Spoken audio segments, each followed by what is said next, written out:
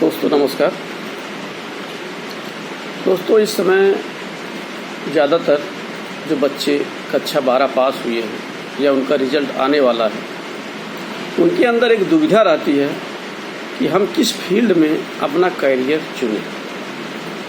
भारत की अधिकांश आबादी ग्रामीण आबादी है, किसानों के बच्चे हैं। उनके समझ में नहीं आता है कक्षा 12 के रिज़ल्ट आने के बाद कि अब हम किस दिशा में कदम बढ़ाएं, और उनके आगे एकदम अंधेरा छा जाता है। तो साथियों, ऐसे बच्चे जो ग्रामीण इलाके से, जिनके माता पिता भी कम जागरूक हैं, उनके लिए हम एक सेशन ले रहे हैं। यदि आपको कोई सुझाव देना हो या कुछ आपको कहना है तो आप कमेंट में ज़रूर बताएंगे। तो हम आज कैरियर प्लान बताते हैं आपको कक्षा 12 के बाद। देखिए, यदि आप क्लास 12 बायोलॉजी से हैं या मैथमेटिक्स से हैं या कला वर्ग से हो, जिसको बोला जाता है आर्ट साइड, यदि आप बायो से कक्षा 12 पास किए हैं और आप मेडिकल लाइन में जाना चाहते हैं, डॉक्टर बनना चाहते हैं, तो यहाँ से आपका फील्ड शुरू होता है डॉक्टरी लाइन का और फार्मेसी लाइन का। या आप बीएससी करें, बीएड करें, एमएससी करें, तो आप टीचिंग लाइन में जा सकते हैं। ट्रेंड ग्रेजुएट टीचर टीजीटी और पोस्ट ग्रेजुएट टीचर पीजीटी।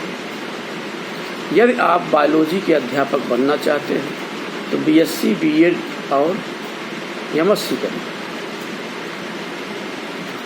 इसके आगे एमएससी के बाद भी आप पीएचडी, नेट ये सब कर सकते हैं।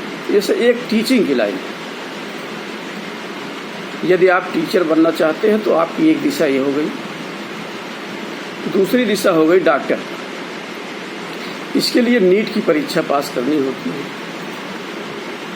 कक्षा 9 से ही कितने लोग जो शहर में रहते हैं, उनके पेरेंट्स जागरूक होते हैं, वो कक्षा 9 से ही कोचिंग करा देते हैं। ऐसा नहीं कि आप कक्षा 12 पास है तो नहीं जा पाएंगे, बिल्कुल आप जा सकते हैं। तो कक्षा 12 के पास आप नीट की तैयारी करिए। वहाँ से आपको एमबीबीएस, बीडीएस, बीए, एमएस,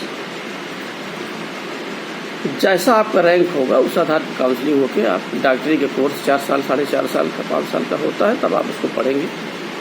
फिर आपको एक डिग्री मिलेगी। यदि एमबीबीएस में होता है तो आप एमबीबीएस, फिर उसके बाद एमएस होता है।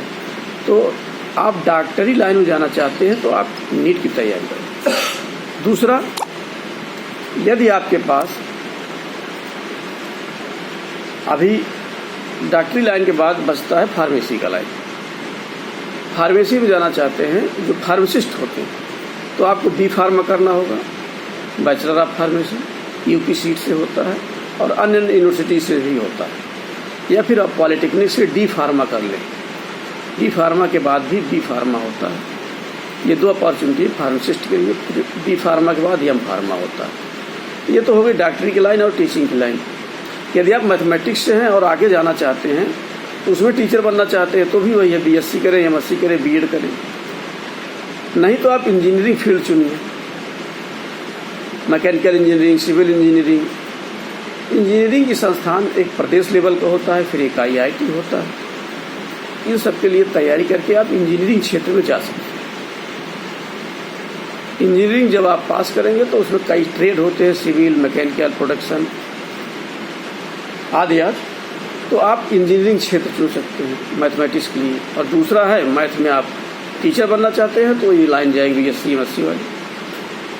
आप एग्रीकल्चर से हैं तो टीचर लाइन में जा सकते हैं बीएससी, एमएससी करके। और बैंकिंग लाइन में भी जा सकते हैं।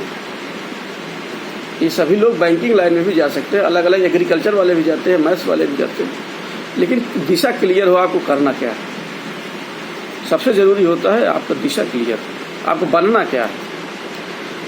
और जो कला वर्ग हैं वो भी टीजीटी पीजीटी करते हैं। बीए करेंगे, बीएड करेंगे, एमए करेंगे, तो टीजीटी डाल सकते हैं। टीजीटी के लिए बीए बैचलर डिग्री हो प्लस बीएड। अब इसके अलावा जो बचता है वो है आर्मी में जा सकते हैं, बैंक में जा सकते हैं, एसएससी की तैयारी कर सकते हैं। इंटर के बाद भी एसएससी की तैयारी होती है, फिर बीए के बाद भी तैयारी होती है। यदि ये सब टारगेट रखते समय आपको ध्यान देना होगा, आपके पास पर्याप्त समय हो। लंबा टारगेट ले रहे हैं तो समय लगेगा। डॉक्टर इंजीनियरिंग करना है तो फिर आपके पास समय हो और उस कोचिंग करने के लिए धन भी पर्याप्त हो। आप अपना समय और अपने घर की आर्थिक स्थिति को देखते हुए करियर का चुनाव करें। इसके अलावा जो बचता है बीए बीएससी के बाद फिर आप सिविल क्षेत्र में जा सकते हैं।